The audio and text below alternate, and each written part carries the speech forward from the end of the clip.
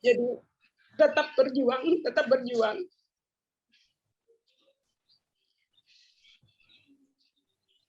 Ya, ya. Saya bilang yang penting Ali kita sudah tahu bahwa permasalahannya di biaya.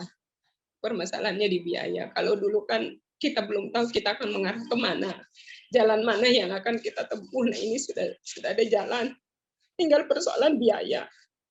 Ya sudah kita fokuskan ke biaya.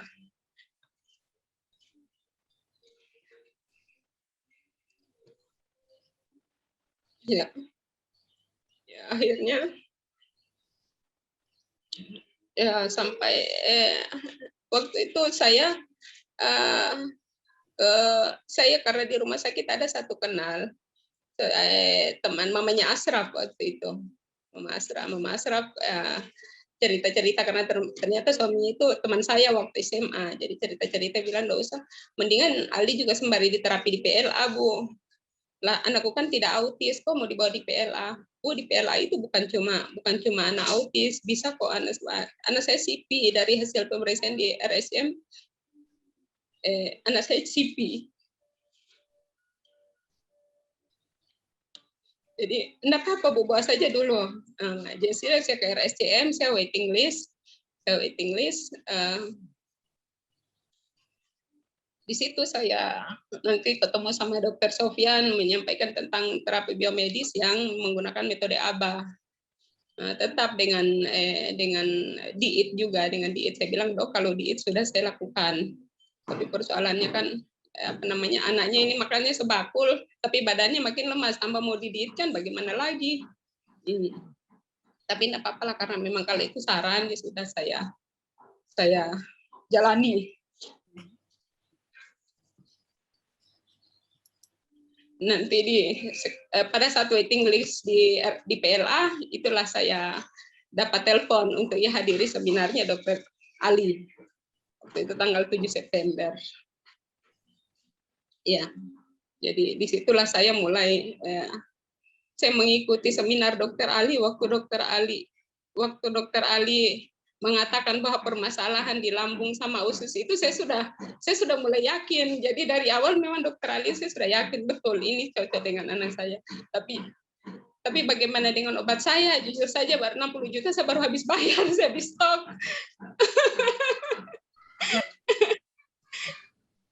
Iya, saya baru habis stok obat. Aduh, bagaimana saya mau apakan ini? Ya sudah, saya posisi waktu seminar itu tidak ada uang, jadi saya telepon ini ponakan, pinjamkan dulu saya uang 3 juta, saya harus beli ini obat, persoalan nanti saya pakai atau tidak, yang penting saya beli dulu. Ya, jadi saya nekat beli, saya mengikuti seminar Dokter Ali. Waktu itu Dokter Ali sempat mengatakan bahwa yakin dulu. Waktu itu suplementasi, oke lah, saya yakin dengan suplementasinya. Terus Dokter Ali sarankan tentang Bikom. Untuk Bikom ini nanti akan terselesaikan, untuk logam berat itu akan terselesaikan dengan Bikom, karena dengan suplementasi itu tidak bisa. Metode pengobatannya Bikom bagaimana frekuensi, tapi kau harus yakin dulu ini frekuensi. Saya bilang, saya teringat dengan pernah saya baca dulu bukunya Prof. Kadirun Yahya, ya guru saya, memang itu menceritakan tentang peristiwa Israel. Mohon maaf, Bu, saya waktu itu satu buku itu tentang ilmu metafisika Islam. Jadi saya sempat baca itu buku ilmu metafisika Islam yang dicontohkan dengan frekuensi kecepatan perjalanan Nabi dari Masjidil Aqsa ke Masjidil Haram ke Masjidil Aqsa, terus dari Aqsa ke Sidratul Muntaha dalam jangka 1 malam. Itu karena kecepatan melebihi kecepatan cahaya. Berarti kan Pak Prof dulu itu, ayah Prof itu bilangnya bahwa kecepatan konstanta, tak terhingga. Nah, berarti cocok ini. Saya bilang, oh iya, berarti ya semoga bisa. Karena Dokter Ali bilang yakin dulu. Oh iya, kan saya coba pelajari, Dok. Saya bilang. Akhirnya saya pulang di rumah, Ini saya bawa obat dari Dokter Ali suplemen, dan dari rumah di lemari itu masih numpuk. Aduh, saya mau apakan, ini saya dilema. Ya 3 hari itu ya saya berdoa, sholat, minta petunjuk Tuhan kasih saya. Saya tidak tahu antara ini mana yang benar. Saya minta petunjuk. Jadi enggak tahu, waktu itu kepikiran suplemennya kasih ke kakaknya dan adiknya. Aldi kasih ini. Ya, jadi ya sudah, akhirnya suplemen itu semua saya kasih untuk omega 3 dan semuanya saya kasih ke kakak untuk pemacu otaknya. Nah, untuk lambung, pembenahan lambung sama anunya dikasih juga dengan adik. Sampai habis itu. Akhirnya saya 3 hari minum obat Dokter Ali, luar biasa, saya kaget juga. Dari bau badannya itu yang tadinya kayak bau logam, kok ini sudah kayak apa ya?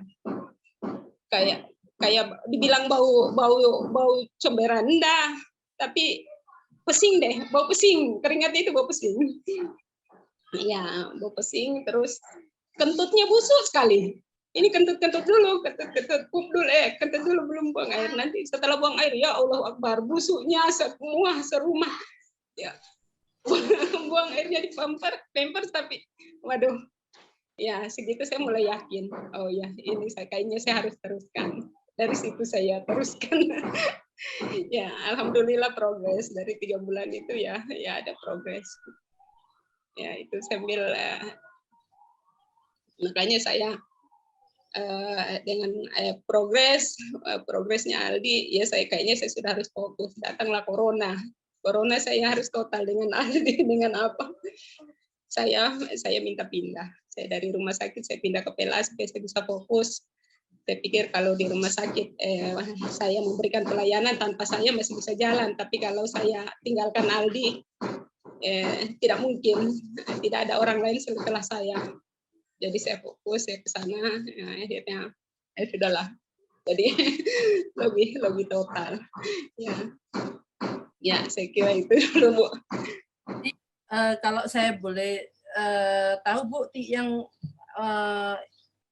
suplemen apa yang Ibu beli waktu waktu awal-awal itu? Yang dikasih apa? Vitamin D, magnesium, kalsium. Vitamin D-nya itu kalsium, magnesium, yang omega 3. Yang dari Dokter Ali, Bu. Ibu yang beli waktu yang dari Dokter Ali. Yang dari Dokter Ali itu saya baru beli Nutracare sama Simbio. Nutracare sama Simbio sama Devit belum. Devit waktu itu belum, karena pikirku masih ada vitaminnya Aldi yang sebelumnya, jadi itu saya pakai karena Dokter Ali bilang ada perasa. Ada perasa buatan. Oh ya sudah, saya enggak. Kalau enggak mau pakai Devit ini boleh dengan berjemur. Pikirku di rumah ada. Itu Simbio sama Nutracare dulu yang ada. Bukan biomedis itu sebelumnya juga pernah melakukan ya biomedis. Belum Dokter Ali ya. Yang Ibu tadi cerita 60 juta itu ya, mahal sekali ya untuk suplemennya. Terus setelah itu Ibu kalau bandingkan dari waktu terapi biomedis yang sebelumnya dengan terapi biomedisnya Dokter Ali, memang kelihatan suatu perbedaannya. Jauh ya. Kita tidak pungkiri di biomedis lama juga ada perubahan, tapi boleh saya bayangkan bahwa setitik demi setitik. Kalau Dokter Ali ini segaris demi segaris, itu kiasnya. Saya sangat gimana ya? Saya sangat mungkin semua orang tua, semua para orang tua di sini mungkin juga melihat perjuangan Ibu seperti itu, yang sampai ya kalau Ibu yang tadi katakan, kalau bisa tuh nyawa saya bisa saya gantikan ke anak saya, itu mungkin semua ibu bisa seperti itu. Saya pun sampai gini, kita dikasih otak yang bagus ya, terus anak kita kok nggak mampu, maunya itu tukeran deh otaknya, untuk otak saya ditukar sama dia, saya juga rela, kita maunya nggak ada masalah dengan kita.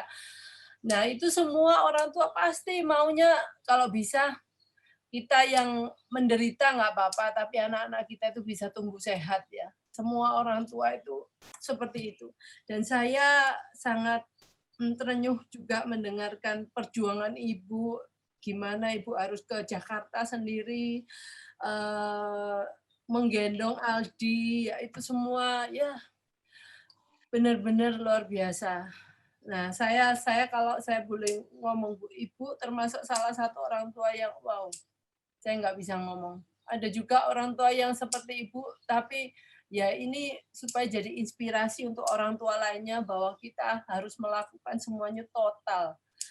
Kalau kadang-kadang kita total, semua ibu-ibu di sini mintanya, saya terapi 6 hari. Nggak apa-apa 6 hari, saya tiap hari terapi. Nah, sampai seperti itu. Nah, yang bisa dijangkau, yang di depan kita, kita jangkau. Tapi kadang-kadang yang seperti suami Ibu bilang, kadang-kadang lingkungan itu mengingatkan kita, ya kita yang realistik lah. Karena kita masih punya yang lainnya yang harus dipertimbangkan bahwa biaya itu perlu untuk yang saudaranya yang lain. Itu saya sangat setuju karena kayaknya problem keuangan itu problem kebanyakan orang-orang tua di sini. Saya pun juga pernah sekali saya untuk terapi dengan dokter dari Amerika. Sekali konsultasi aja loh, itu 60 juta. Itu waktu zaman kira-kira 10-15 tahun yang lalu, 60 juta itu mahal sekali ya Bu. Nah itu saya bicara ya saya nggak mampu. Nah itu ada batas yang kalau saya bilang kalau kita nggak mampu kita serahkan ke Tuhan. Ya Tuhan, kita udah semampu kita seperti itu. Tapi kalau umpamanya Tuhan melihat usaha kita udah maksimal, pastilah Tuhan akan bantu kita untuk menunjukkan jalan. Salah satunya kenapa saya dengan Dokter Ali ini karena biomedisnya itu termasuk murah ya Bu ya. Kalau dibandingkan medis yang lain-lainnya ya itu saya tahu harga, mungkin orang tua yang udah tahu biomedis yang lain-lainnya itu biomedis yang lain itu wow bisa membuat kita jual rumah, jual mobil, jual apapun. Nah, saya beruntung juga bertemu dengan Dokter Ali. Anak saya udah besar, lebih besar dari Aldi. Anak saya udah 28 tahun, tapi saya juga melakukan apapun yang saya bisa lakukan. Walaupun kadang-kadang saya ngiri nih, anak-anak yang kecil-kecil itu progresnya itu bisa kelihatan banyak gitu ya. Saya juga pengen membalik waktu ya, tapi ya nggak bisa ya Bu ya. Nah, kita harus terima apa yang memang menjadi ya kita accept lah, terima dengan semua kondisi itu. Tanpa kita kalau kita menerima tapi berusaha masih terus ya Bu ya. Kalau saya menerima kondisi apapun anak saya tapi usaha saya akan saya jalankan terus. Kalau saya tahu apapun yang saya akan ikuti. Nah, itulah benar-benar Ibu Ati memberikan sharing yang mungkin membuat orang tua lainnya juga terinspirasi karena Ibu sudah mengalaminya dari pasca lahir sampai besar ya. Itu pun dengan semua kesulitan yang harus dihadapi, ya kita hadapin dengan tegar. Nanti kita berharap di depan itu ada jalan dan mungkin Dokter Ali di sini juga mendengar nih sharing, dia selalu pasti ikut Dokter Ali di sini. Jadi Dokter Ali mungkin punya program-program lain mungkin untuk membantu orang tua yang secara finansial terbatas gitu. Nah itu. Terima kasih Bu Ati. Mungkin kesempatan saya pindahkan ke Bu Yeni ya. Bu Yeni mamanya Mahesa bisa Mahadana ya. Iya Bu Yeni sekaligus ketua UMI ya.